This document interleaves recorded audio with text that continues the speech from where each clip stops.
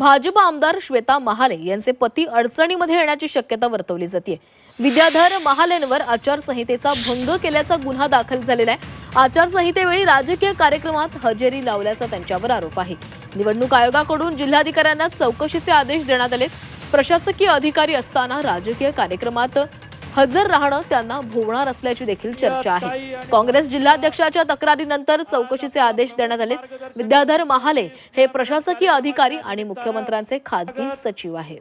सन्माननीय ताई आणि भाऊजींचा तर आमदार श्वेता महाले यांच्या पतीच्या अडचणी वाढण्याची शक्यता आहे, कारण आचारसंहितेदरम्यान आचारसंहिता भंग केल्याचा आरोप गुन्हा त्यांच्यावर दाखल झालेला आहे।